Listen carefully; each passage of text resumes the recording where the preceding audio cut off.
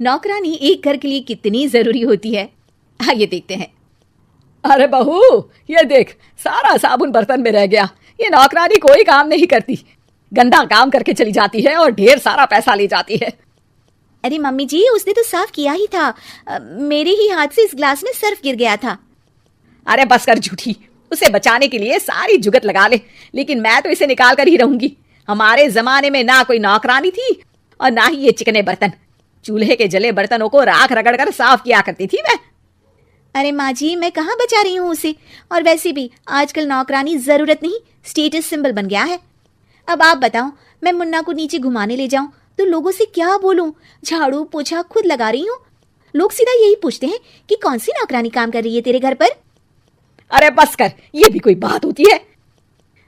Mummy जी, आप नहीं समझेंगी।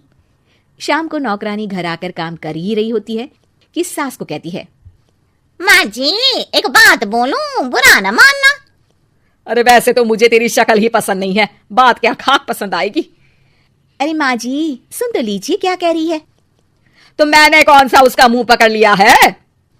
अरे माँ जी, वो लाल साड़ी पहनती हो ना पहना करो। सास का गुस्सा अब तो 7वें आसमान पर होता है। अरे वाह जी वाह, क्यों ना पहना करूं? और तू होती कौन है ये बताने वाली कि मैं क्या पहनूं क्या ना पहनूं? अरे माँ जी, पूरी बात तो सुन लो, वो बोलना क्या चाह रही है। अरे बुरा न मानो आंटी जी। अरे कौन है आंटी? अपनी उम्र देखी है तूने? 2-4 साल ही छोटी होगी मुझसे और मुझे आंटी बोल रही है। बहू सर पर हाथ रख लेती है। अरे अच्छी खासी उम्र दराज हो और आंटी ना बोलूं? मैं तुम्हारी बहू से भी 4 साल छोटी हूँ। क्यों दीदी? बोलती भी क्या, एक तरफ सास यानी पति की माँ, तो दूसरी तरफ नौकरानी जिसके बिना घर का काम नहीं चल सकता। वो दरअसल माँ जी की शादी में बहुत जल्दी हो गई थी ना। अच्छा ये झगड़ा छोड़ो, ये बताओ तुम माँ जी को लाल साड़ी पहनने से क्यों मना कर रही हो? वो ना, इनकी उम्र की सारी औरतें सोसाइटी में इनके लिए बात करती हैं कि तुम्हारी सास बुढ़ी घोड़ी लाल लगाम है। बहू को ये सुनकर गुस्सा आ जाता है। अरे वाह वाह, कौन बोलता है जी? खुद क्या है यहाँ की औरतें, बाल सफेद लेकिन टाइट जींस और कोई कुछ भी पहने। अरे पहनना हमारा निजी हक है, किसी को कुछ हक नहीं बनता कि वो मेरी सास के लिए कुछ बोले। मैं आज ही जाकर माँ जी के लिए लाल जींस लेकर आऊंगी, फिर देखो कोई क्या बोलता है। अरे चुप लाल जींस। अरे सुन नौकरानी की बच्ची, जाकर बोल दे उन लोगों से कि उन लोगों की तरह मैं उड़ती नहीं फिरती हूँ घर बार छोड़कर। अपने बच्चों और नाती पोतों में मन लगाती हूँ, ना कि सारा दिन ताश के पत्तों में आंख गड़ाकर 3 पत्ती खेलूं। नौकरानी वहां से चली जाती है। वैसे बहू, नौकरानी के क्या फायदे हैं ये तो पता नहीं, लेकिन सबसे अच्छा तो ये कि पता चल जाता है कि कौन किसके लिए क्या बोल रहा है। सोसाइटी में तेरा नौकरानी रखने का इरादा बिल्कुल ठीक था। अगले दिन उन लोगों के घर की बेल बजती है।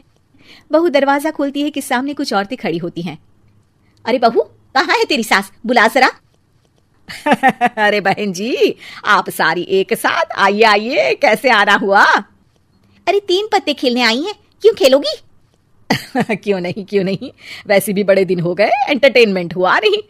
बहू जा जाकर पकोड़े तो बना ला। अरे बस करिए, आगे कुछ पीछे कुछ।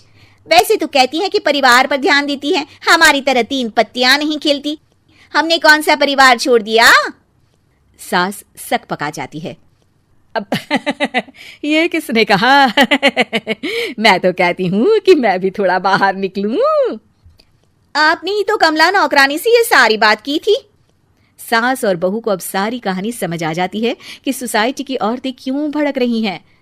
माफ करिए आंटी, मैं छोटी हूँ, लेकिन फिर भी पहले तो आप लोगों ने माँ की लाल साड़ी का मजाक उड़ाया था ना। हाँ उड़ाया था, लेकिन उससे पहले तो तुम लोगों ने हमारी जींस के बारे में बात की थी। अरे क्यों ना पहने हम जींस, तुम्हारे पैसों की थोड़ी ना है। सास और बहू सर पकड़कर बैठ जाती है। देखा बहू, ये खेल कर गई तेरी नौकरानी, यहाँ की बात वहां तो वहां की बात यहाँ। दोनों किसी तरह औरतों को समझा बुझाकर घर भेजती है और कसम खाती है कि नौकरानी को नौकरानी ही रहने देंगी।